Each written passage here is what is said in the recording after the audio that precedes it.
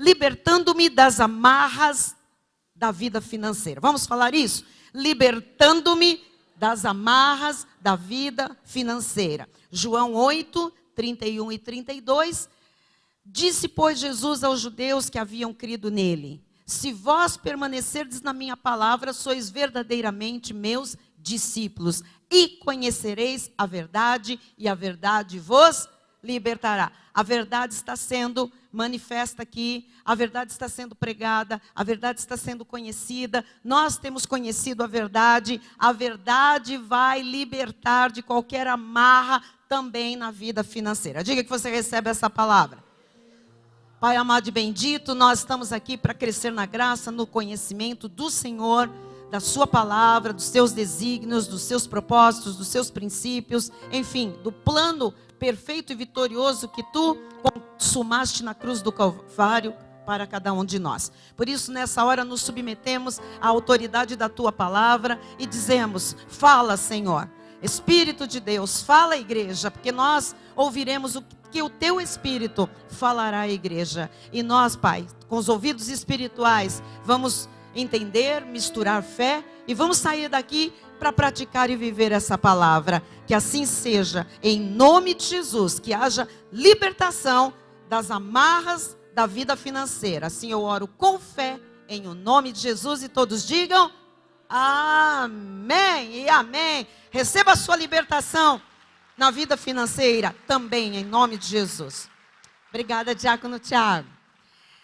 Amados do Senhor, ovelhas preciosas de Cristo Jesus, rebanho comprado por preço de sangue, pessoas valorosas, famílias benditas do Senhor, homens e mulheres chamados a proclamar as manifestações da soberania de Deus, e você vai proclamar a sua liberdade financeira, a sua prosperidade, você vai proclamar que Jesus Cristo é Rei de toda a sua vida, de tudo que você é e de tudo que você tem. Amém?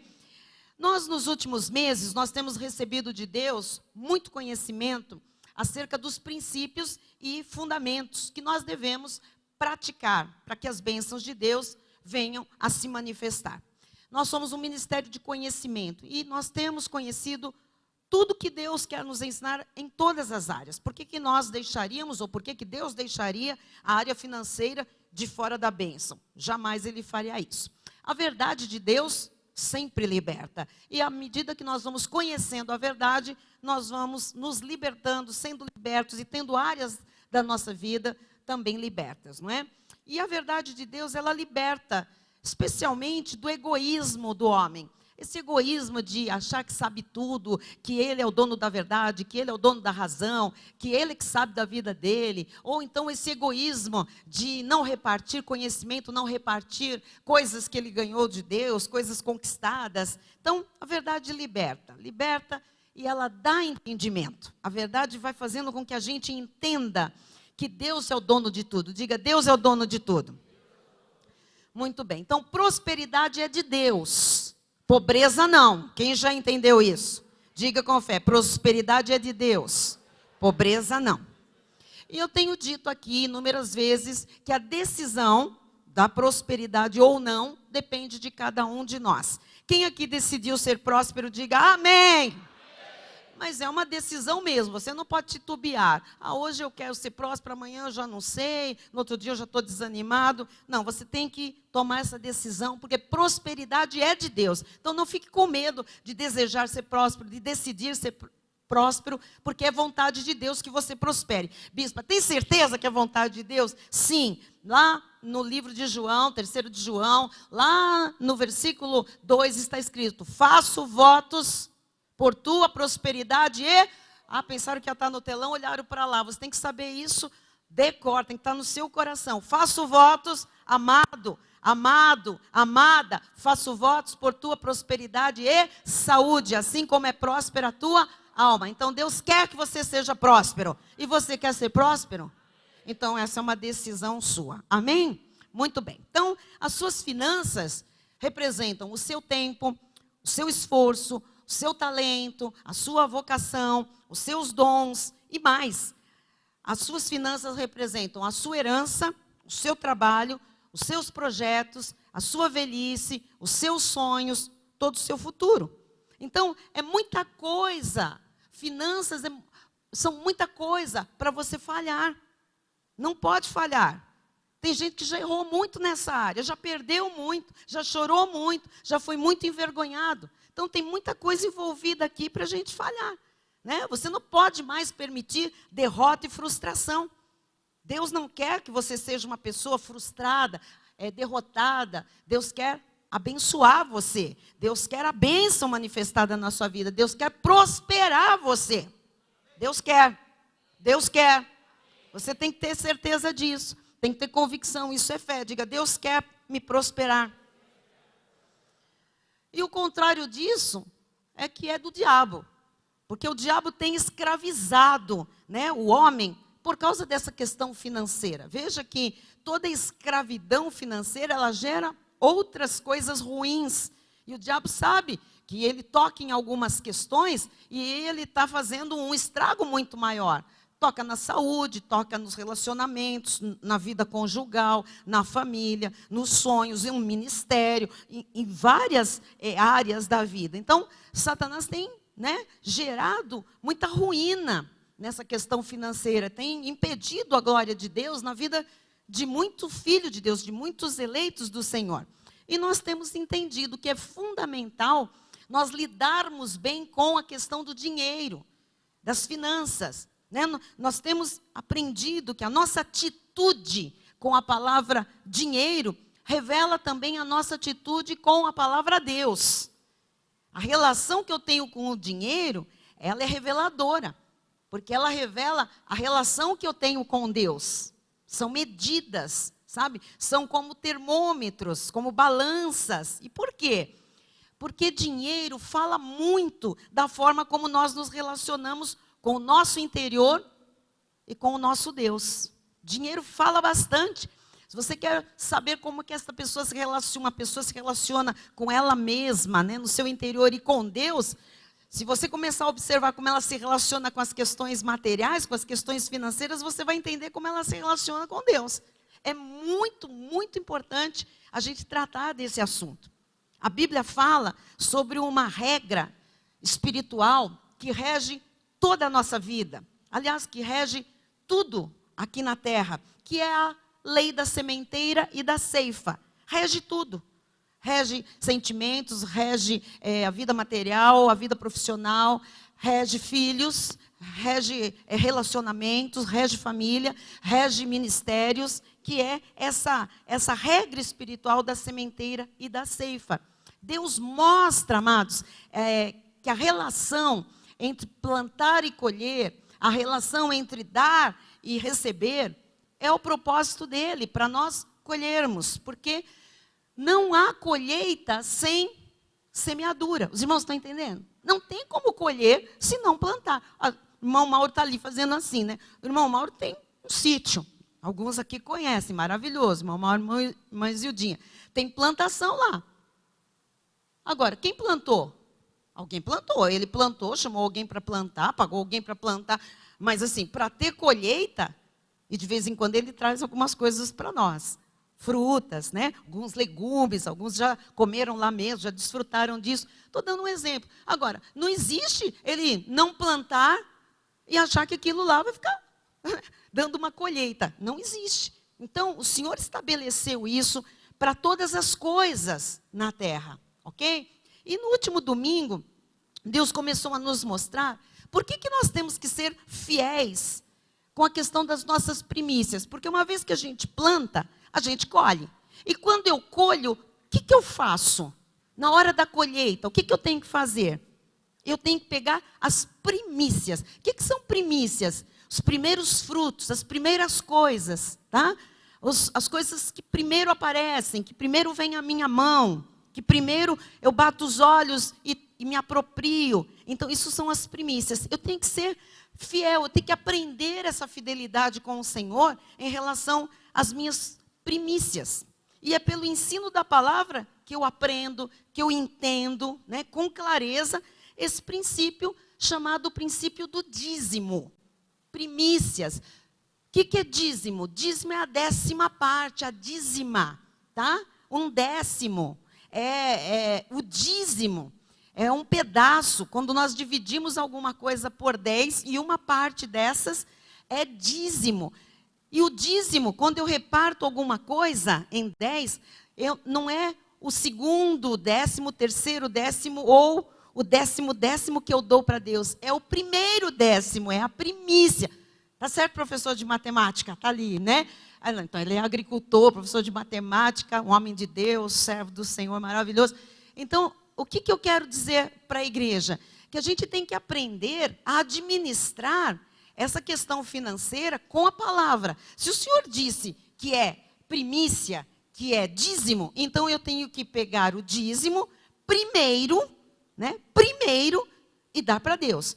Bispa, eu não posso separar o dízimo, deixar lá, fazer o pagamento de tudo e depois eu dar para Deus. Você pode, se é dízimo você pode, mas não é a forma correta de fazer. Porque a Bíblia fala em primícia. Aí não vai ser sua primícia, vai ser a sua restícia. Vai ser o resto da sua vida.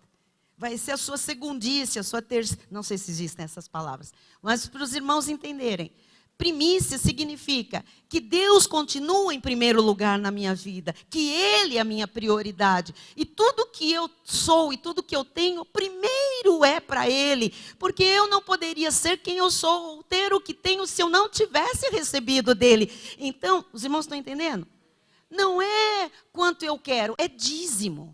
Quando a gente fala de oferta, é quanto eu quero. Mas a plantação, a semente, ela tem uma medida.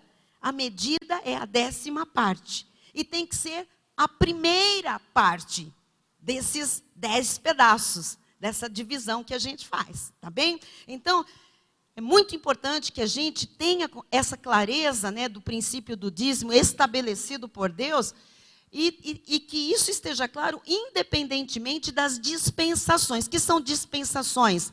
Das alianças. Todo relacionamento de Deus com o homem foi sempre através de alianças. Quer ver? Rapidinho. Deus criou o homem. Adão pôs no jardim. Deus fez uma aliança com Adão. Então, a relação de Deus com Adão era por intermédio de uma aliança, teologicamente chamada de aliança adâmica. Ok? Ou edêmica, que é do Éden. A gente tem também, depois, uma aliança que Deus faz com Abraão. Ok? Antes Deus passa por Noé, né? Deus faz uma aliança com Noé. Deus põe um arco no céu depois do dilúvio e fala, quando vocês virem isso, vocês vão lembrar da aliança que eu fiz. Deus se relaciona, não é? É a noaica, aliança noaica. Depois com Abraão, Deus faz uma aliança com Abraão, que é a aliança que depois vai vir para o povo da fé. Essa aliança abraâmica é uma aliança já em graça, porque fala de uma bênção, de uma descendência que seria justificada por fé. Nós já estávamos nessa aliança. Mas depois, ele também gera na carne um povo. O povo hebreu, que nós chamamos depois, chamado de povo judeu. Deus faz uma aliança grande com o povo judeu, chamada de a lei. Amém? Amém mesmo? A aliança da lei. Que lei? A lei que foi dada por intermédio de Moisés, chamada de lei mosaica. A lei para os judeus. Depois, Deus vai fazendo aliança. Deus faz uma aliança com Davi. Deus faz uma aliança com Salomão. Alianças pessoais, alianças de governo, alianças com reis. Depois, amados, vem Jesus. Morre na cruz. E ele diz... Este é o sangue da nova e eterna aliança. Agora vem uma aliança no sangue de Cristo, que é nova, ou seja, não é mais a lei de Moisés, é nova e é eterna, não vai ter outra. E essa que vai durar para sempre. Então é a graça de Deus. É uma dispensação. Irmão, estão entendendo o que é dispensação?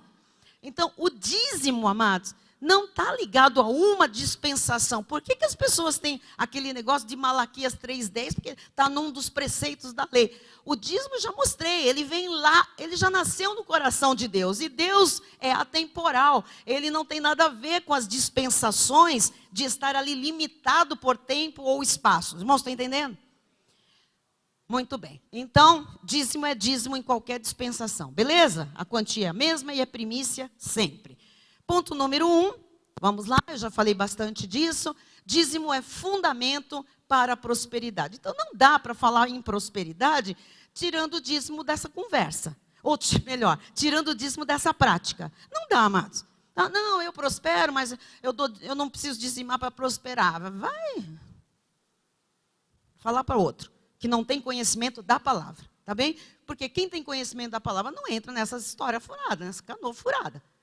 Então, assim, dízimo é fundamento para a prosperidade.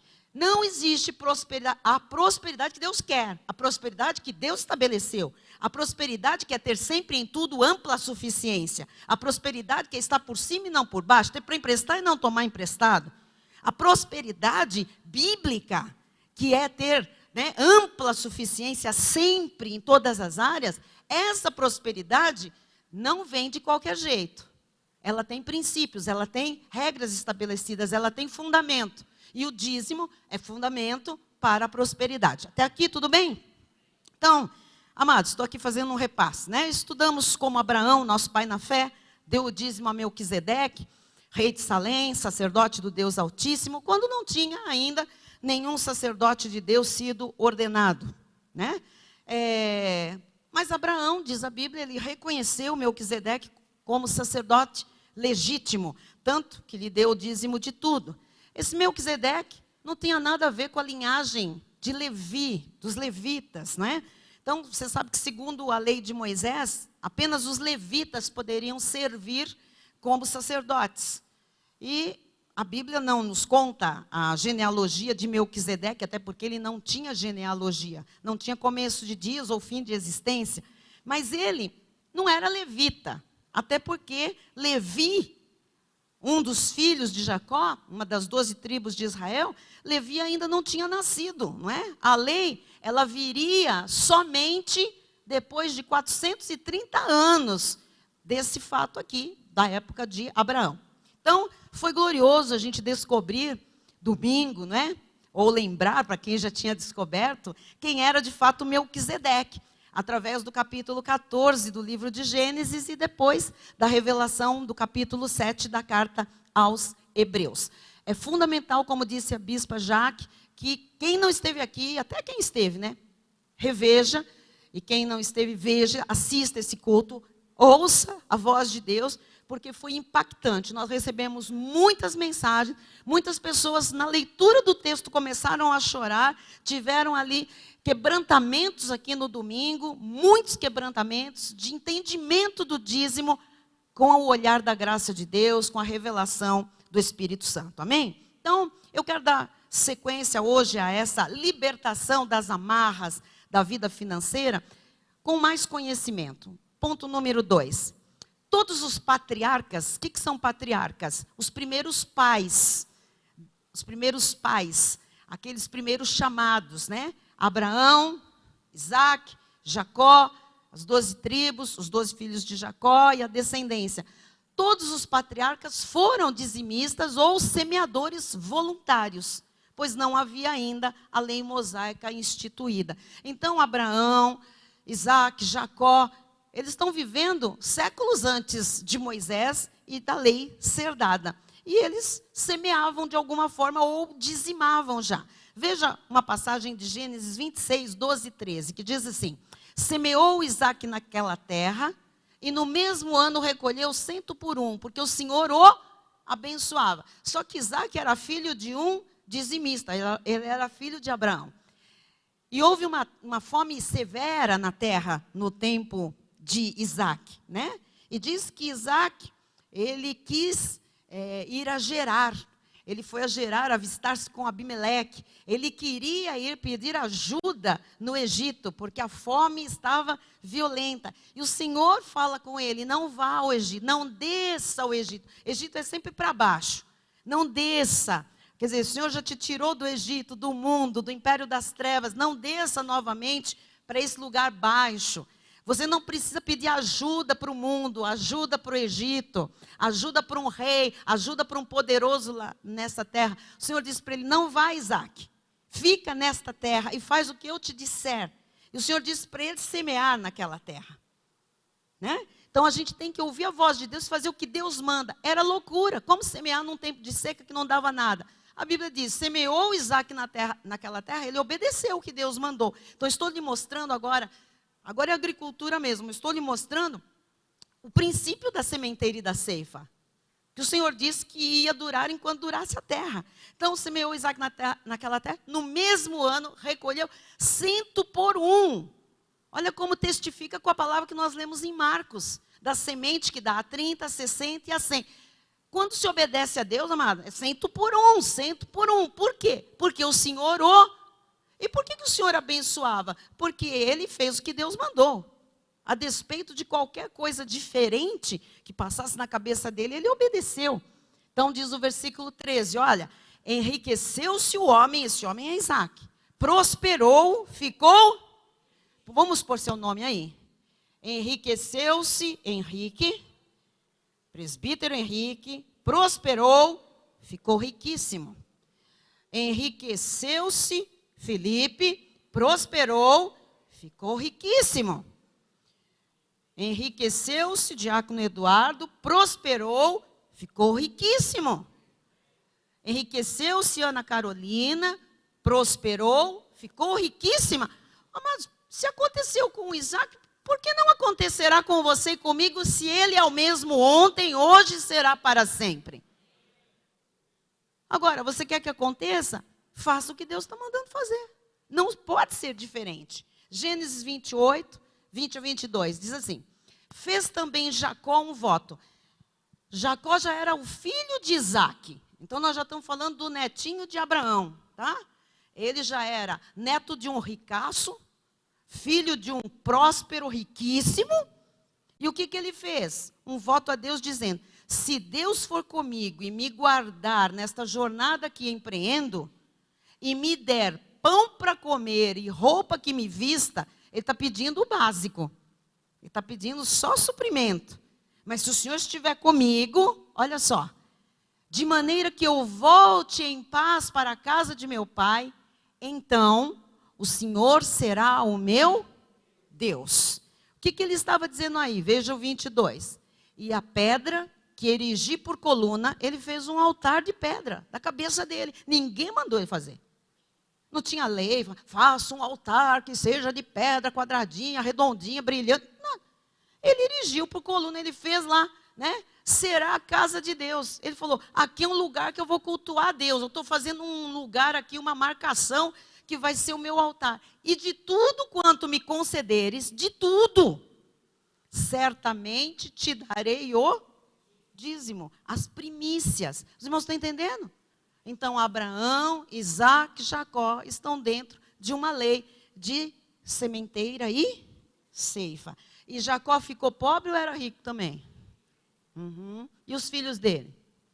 Riquíssimos. Ok? Ah, mas teve uma fome severa. Só que os irmãos tinham vendido um tal de José lá para o Egito. Sabe o que aconteceu? José, ó, bam, lá na mão de Deus, por fidelidade. O Egito, com as estratégias divinas na vida de José. O que José mandou fazer? Chamar a família. E jamais eles teriam falta de alguma coisa, porque Deus os abençoou. Jamais você terá falta, porque a bênção de Deus está na sua vida. Pode passar o mundo pela escassez que for, vai ter sempre provisão de Deus, aumento, multiplicação e, por que não, riquezas. Amém? Em nome de Jesus.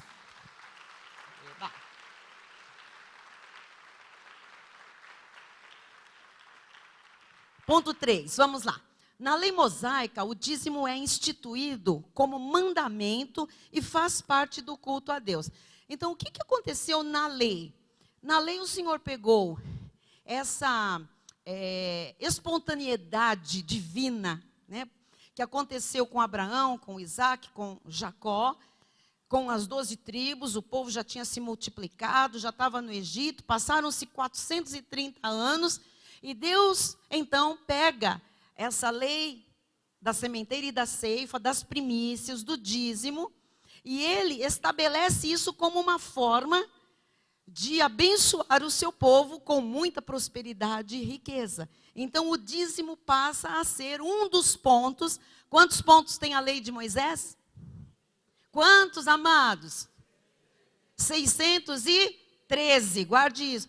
Pensei que eram 10 mandamentos. Amado, vamos estudar. 10 mandamentos são os primeiros 10 princípios morais que começaram a nortear o povo e depois foram sendo enxertadas as outras leis, as outras determinações, as outras prescrições para que o povo de Israel tivesse a sua própria identidade e a sua própria constituição, ok? Então, dessa constituição judaica, dos 613 pontos da lei mosaica, o dízimo passou a ser um desses pontos, ok? Então, o dízimo é instituído como um mandamento, porque tudo na lei era mandamento, não era opcional, né?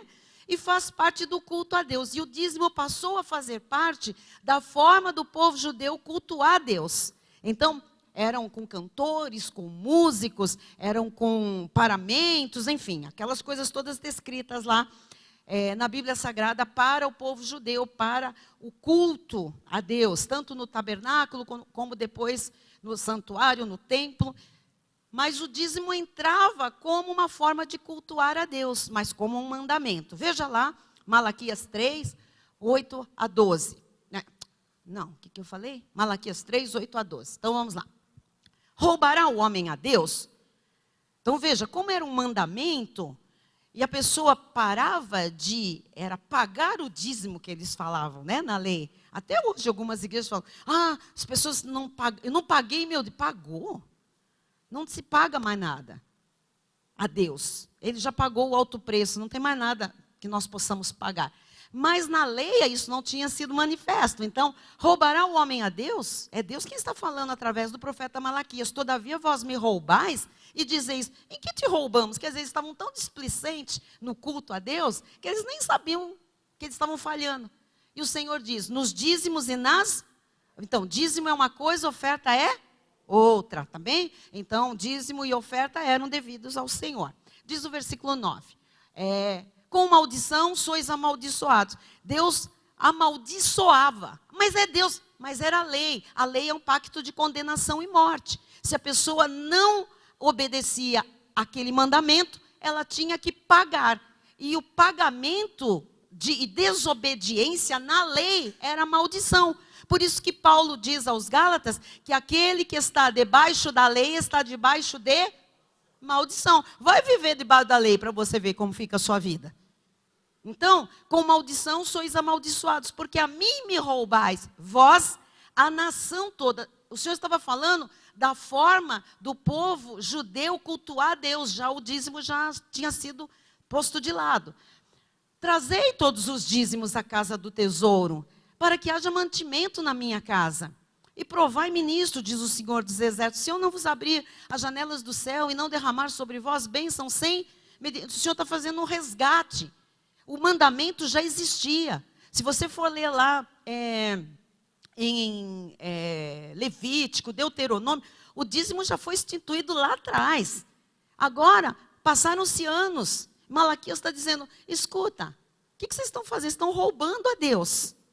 E o Senhor está dando uma chance, trazei, volta a praticar isso.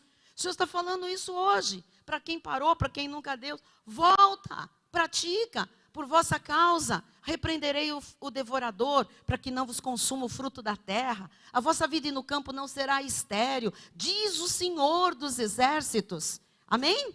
Então o Senhor fala, olha, todas as nações vos chamarão felizes. Vocês serão destacados. As pessoas vão olhar para vocês, porque vocês serão uma terra deleitosa, diz o Senhor dos Exércitos. Então, quem pratica a palavra, não é só dízimo, amado. Quem pratica a palavra tem um diferencial na vida. Todo mundo sabe que é abençoado por Deus. Você não precisa pôr no jornal, as pessoas olham para você e veem a bênção do Senhor, veem a tua alegria, veem a tua saúde, veem a alegria da tua família, veem os teus filhos, sabe, bem criados, estudados, sabe, no caminho certo. Vê tudo, vê o resultado da tua vida financeira. Todas as nações vos chamarão felizes, porque assim, todo mundo vai ver a nossa felicidade. Amém? Por quê? Porque vós sereis uma terra deleitosa, uma terra gostosa. As pessoas querem ficar perto de quem é bem-sucedido, de quem é abençoado, de quem é feliz, de quem é saudável. É ou não é verdade? É verdade. Glória a Deus. Amém? Ponto 4. O dízimo é para a manutenção da obra. Então assim, bispa, vamos pegar vamos pegar Malaquias 3:10. Trazei os dízimos para que haja mantimento na minha casa. Outro dia eu vi uma conversa no WhatsApp da pessoa dizendo assim, mas é para levar o dízimo na casa do tesouro. Onde é essa casa do tesouro? Jesus amado. Eu não dou meu dízimo porque eu não sei onde é a casa do tesouro. Boa desculpa, né? A pessoa está esperando que apareça um banco, alguma coisa que veio do céu, baixou do céu o banco, está escrito lá, casa do tesouro. Mas como não tem, eu não dou dízimo.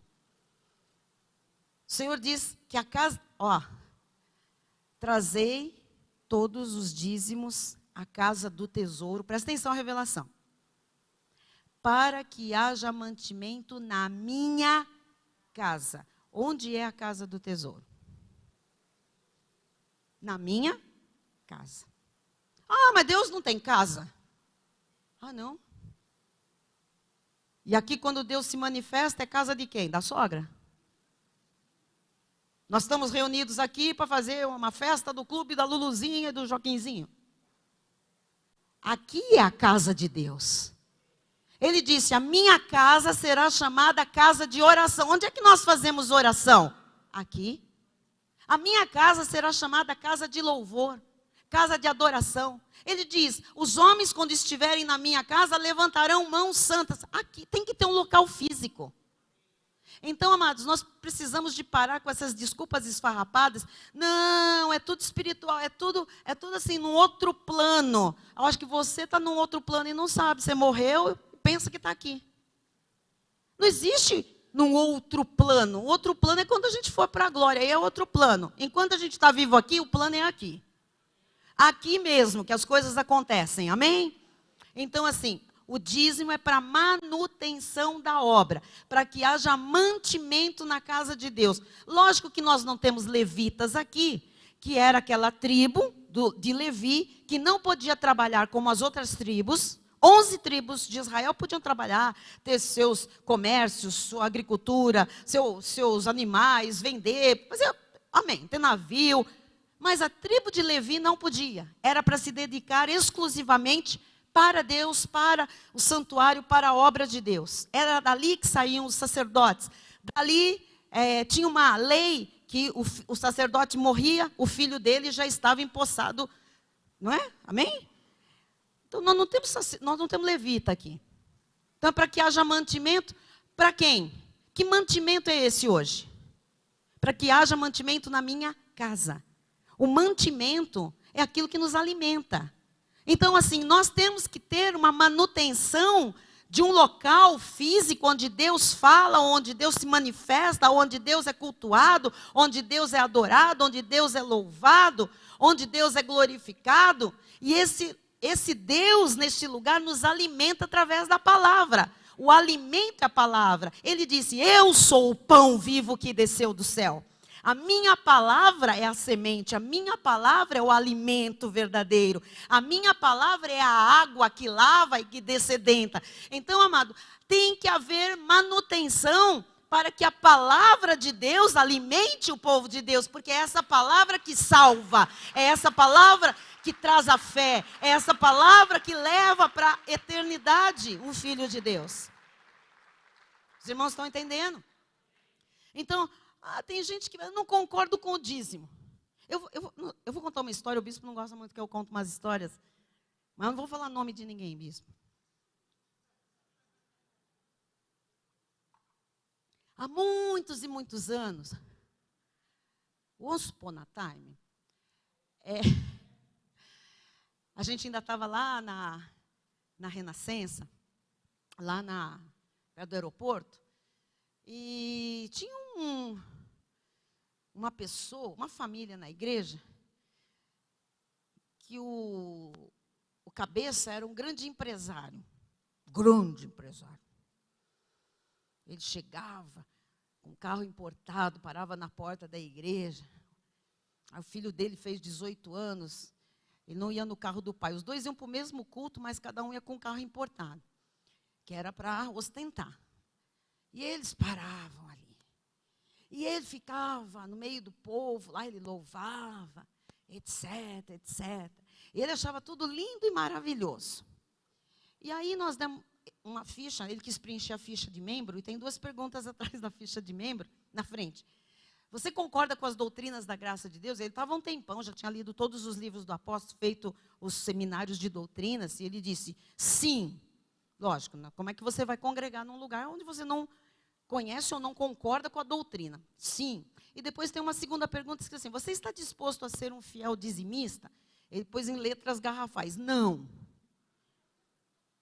Então, assim, era aquela pessoa que queria ser recebida como membro, mas ele não queria, ele queria o cuidado pastoral, ele queria a festa social, ele queria o social, ele queria a melhor palavra, uma igreja, porque, né, uma igreja de pessoas que ele podia, tinha um grupo de pessoas que ele se identificava na questão financeira, cultural, sei lá, né?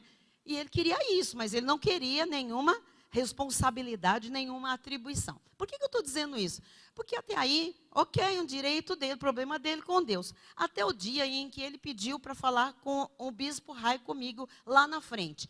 Ele pediu para conversar, falou, eu tenho uma coisa muito séria para falar, que eu sinto no meu coração, e a gente pensou, o que será que esse homem vai falar? E ele disse, olha, eu vim aqui para dizer que eu penso que o bispo tem que parar de trabalhar e ficar em tempo integral para a igreja, para a obra. E eu pensei, eu não estou entendendo. Será que ele vai pagar o salário do bispo? Será que ele vai passar a dizimar e ele está vindo aqui, né? Não, amado. Ele queria que o bispo, que não era bispo ainda, era o pastor, vivesse em tempo integral, dedicação total a você, a ele, a todo mundo. Mas ele nunca deu um tostão. Nós saímos aquele dia, fomos para casa e pensamos, o que passa na cabeça, no coração de uma pessoa que vem dar uma sugestão para um homem largar a sua vida, e ele sabia que o bispo era diretor de uma multinacional, que a gente tinha um padrão de vida. O que vem fazer essa pessoa falar para o bispo que tem que se dedicar em tempo integral à obra de Deus? Era o sonho nosso. Mas que não está disposto a colaborar com absolutamente nada. E nós pensamos, e vai vir dinheiro de onde? Olha, amados, eu preciso falar isso aqui para quem não sabe, para quem chegou depois. O bispo continuou trabalhando, porque sempre gostou de trabalhar e sempre Deus deu capacidade. E ele não se dedicou integralmente à obra, porque a igreja, se tivesse que pagar o salário que o bispo sempre ganhou e manter o nosso padrão de vida, nós nunca poderíamos ter pago um programa na rádio, um programa na televisão, nós nunca poderíamos ter começado em 2010 a transmitir o nosso culto pela internet, nós jamais teríamos mudado de 3 endereços pelo crescimento da igreja para pagar os tubos de aluguel, que se eu falar, é capaz de você cair duro aí na sua cadeira, de quanto a gente paga aqui por esse espaço. Então foi uma opção nossa. Por quê? Porque a Bíblia diz, aquele que serve ao altar, coma do altar. É direito, quem serve, não é usurpadores. Quem se dedica, tem que ser remunerado por essa dedicação, pela obra. Agora, é muito fácil falar, ler a Bíblia, mas depois ninguém, né, participar verdadeiramente da vida do dia a dia da igreja. Então, o meu marido trabalhou 30 anos, 37 anos, indo e voltando todos os dias a 100 quilômetros de São Paulo, porque nós optamos por trabalhar, porque precisávamos para manter a nossa família, enfim, a nossa vida, de um salário vindo de fora, porque a igreja não tinha condição de pagar esse salário para o pastor da igreja. E quando teve essa condição, nós optamos por avançar na pregação das boas novas da graça de Deus, por ir além, por investir aquele valor que estava chegando nas ovelhas de Jesus, no crescimento do reino. Os irmãos estão entendendo? Talvez alguns nunca souberam disso, precisam saber. Amém? É muito fácil as pessoas falarem, ai, precisava ser assim, precisava ser assado, se tivesse não sei aonde, se tivesse não sei o quê, se a gente fosse para não sei o quê. Qual é a participação daqueles que propõem essas coisas que são maravilhosas, sim? Qual a participação dessa gente? Então, o dízimo é para manutenção da obra. Manutenção, tem que ter palavra. Agora, nosso chamado como igreja não é uma igreja de bairro, não é uma igreja local, para ficar lá com 50, 100 membros só mantendo a palavra. Essa palavra não dá para ficar retida em 4 paredes. É uma reforma que está acontecendo. Começa com pessoas transformando vidas e vai reformando todas as áreas da vida dela até reformar o sistema religioso podre e doente que está aí fora. Agora, isso precisa ser expandido. E as pessoas querem essa expansão, querem a sua família salva por completo, querem obras assistenciais, querem que a gente abra um trabalho com pessoas dependentes químicas, querem que a gente tenha aconselhamento, e nós vamos ter departamento de aconselhamento para tratar da alma, das doenças da alma, das psicossomáticas, enfim. Agora, vão discutir dízimo? Não tem discussão, amados. Para isso tudo, Deus estabeleceu qual seria o processo, quais seriam as regras. Então, o dízimo é para a manutenção da obra. Em 1 Coríntios 9, 7, a igreja está chocada com essa história que eu estou contando? Vocês vão saber quem nós somos. Quem chegou depois, quem já está há um tempão, né? Já sabe essa história. Sempre todo mundo acompanhou a nossa vida. Sempre. Mas quem que ia pagar as faculdades dos nossos filhos? Quem que ia pagar a pós-graduação? Quem ia pagar as extensões, os cursos de música? Está todo mundo hoje tocando. Nossa, como o Natan toca. Nossa, nossa, nossa. Pois é, nossa. É, às nossas custas. E com a provisão do Senhor. Então, assim, quem jamais vai à guerra à sua própria custa? Pense numa nação. Alguém vai lutar à sua própria custa? Quem planta a vinha e não come do seu fruto? Olha só. Ou quem apacenta um rebanho e não se alimenta do leite do rebanho? Veja, amado, Deus dando vários exemplos daquilo que você faz, você tem que ter um retorno para você. Todos nós. Olha o que diz o próximo. Porventura, falo isto como homem? Ou não o diz também a lei? Quer dizer, Paulo estava citando a própria Escritura. Vamos continuar. Porque na lei de Moisés está escrito: não atarás a boca ao boi quando pisa o trigo. Acaso é com bois que Deus se preocupa?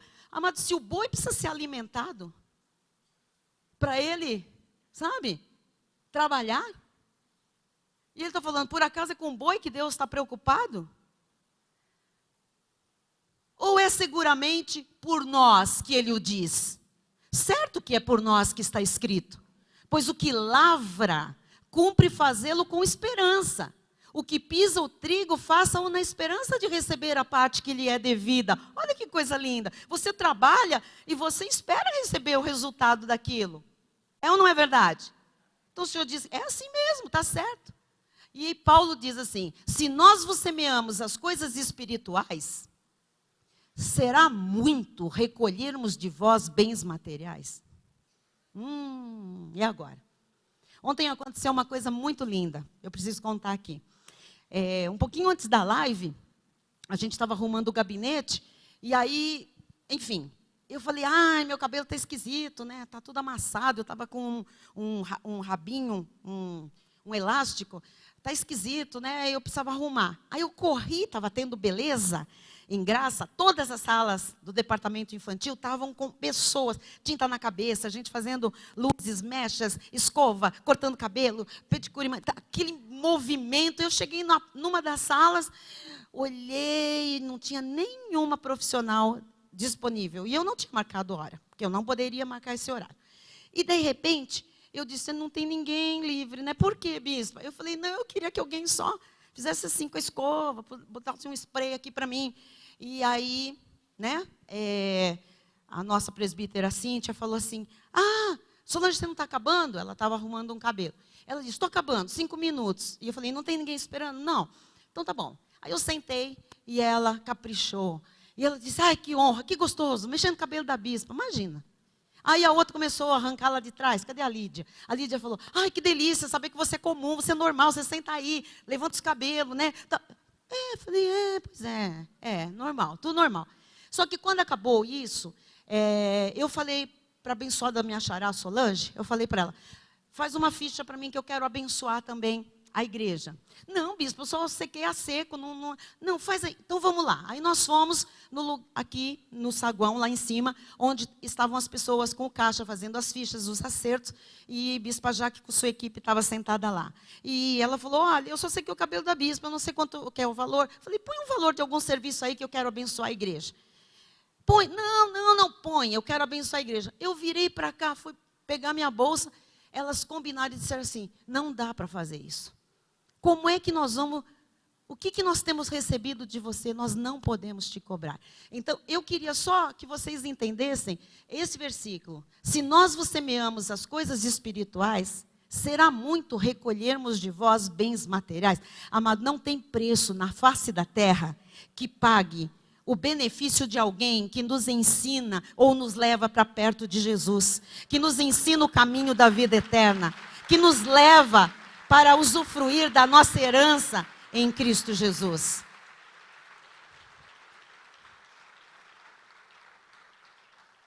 Há muito tempo, eu quero encerrar falando isso, eu tinha muito receio de dar esse tipo de testemunho, de falar essas coisas. Parece que eu vim da lei, então vocês sabem, né? Tudo é culpa, tudo parece que você está fazendo defesa em causa própria. E hoje eu entendo que não. Que hoje nós estamos lendo a Bíblia, tendo olhos iluminados e entendendo como Deus estabeleceu as coisas. Quem sente paz em relação a isso? Amém? O ano passado ou retrasado, uma pessoa, um pastor, um bispo, ligou para o nosso apóstolo, lá do norte do país, e disse que sentiu no coração que ele tinha visto que o apóstolo Miguel Ângelo não estava com um carro decente, não estava muito bom, e ele queria dar um carro para o apóstolo. Amado, parece escândalo, mas ele foi lá e falou, escolhe um carro, eu quero te dar, porque tudo que eu aprendi, tudo que eu sou, e se hoje eu pastorei uma igreja, Deus usou a sua vida, o que eu vou dar para Deus? Se Deus está aqui através dos homens, eu tenho que honrar aqueles que me honraram um dia. Então, eu estou só falando essas coisas, eu não estou aqui querendo, nem falando, dando indireta, eu não preciso disso.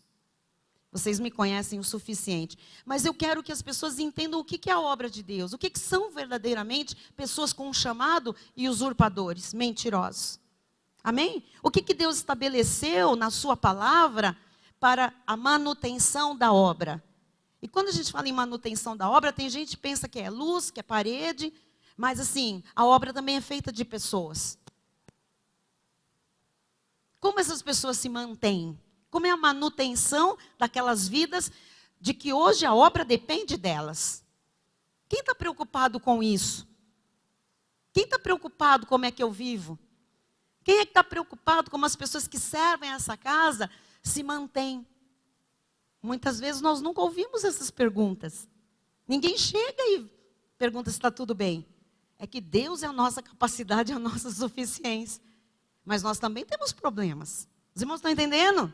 Então, assim, a gente precisa ser mais altruísta. Se a gente não ainda é generoso, que a gente possa se abrir para entender que há outras necessidades além das nossas. Ok, igreja? E eu termino com 2 Coríntios 11, 8 e 9. E vamos orar encerrando. Podem vir os ministros de louvor para cá. Ele diz assim, olha só. Despojei outras igrejas recebendo salário para vos poder servir, continua. E estando entre vós, ao passar privações, não me fiz pesado a ninguém. O que Paulo estava dizendo? Que Paulo passou muitas privações, amados. E ele nunca se fez pesado para ninguém. Uma pessoa da graça, ela nunca vai ser pesada para ninguém. Tá? Pois os irmãos, quando vieram da Macedônia, supriram o que me faltava. E em tudo me guardei e me guardarei de vos ser pesado. Quem é da graça nunca vai colocar fardo sobre ninguém. Muito menos financeiro, não é? Amém? Os irmãos entenderam? Então eu queria orar com a igreja agora, encerrando essa mensagem, para que a gente abrisse um pouco os nossos olhos, que não existimos só nós na face da terra. Nem dentro da obra de Deus e muito menos na congregação local que Deus nos plantou. Existem pessoas como nós, existem pessoas com mais necessidades do que nós. Será que a gente está aberto para isso? Será que a gente está preocupado também em pelo menos orar por outras pessoas? Ou a minha vida, a minha conta, a minha dívida, sabe? O meu sonho. Vamos todos ficar de pé nessa hora.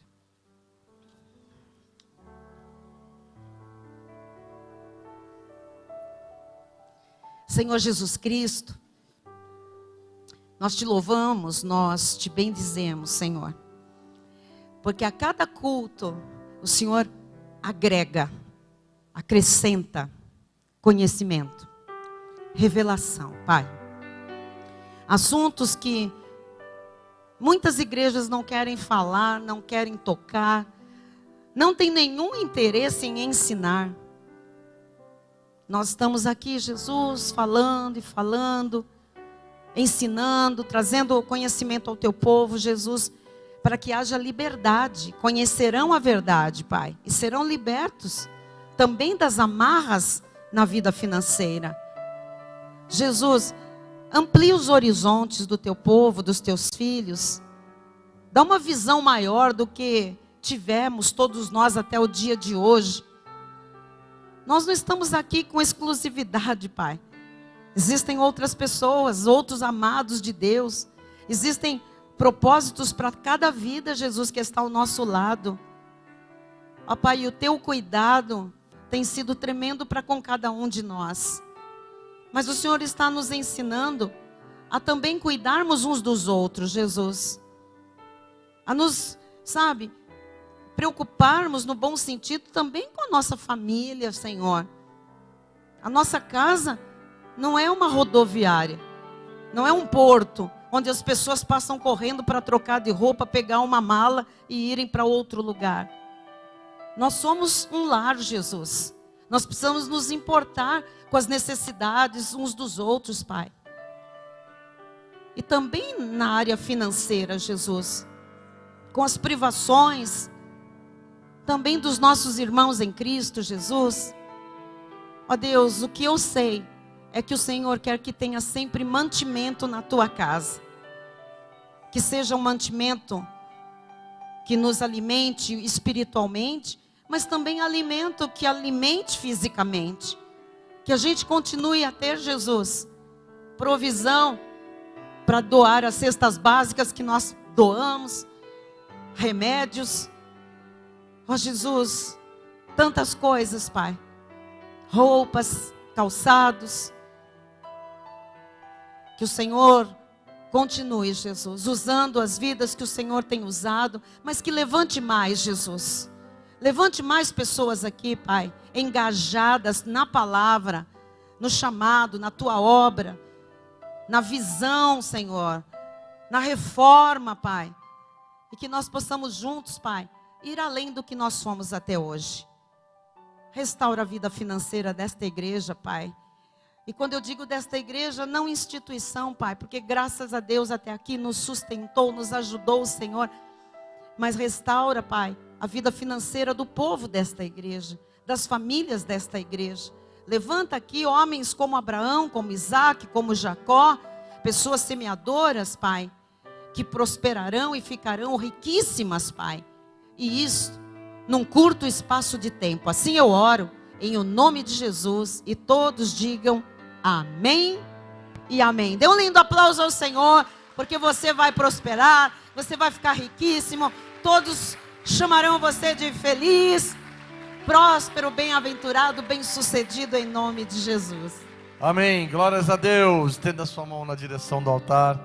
A graça seja com todos aqueles que amam sinceramente o nosso Senhor e Salvador Jesus Cristo, e aqueles que foram libertos das amarras da vida financeira, digam amém. Amém, aleluia, pela fé, tomamos posse.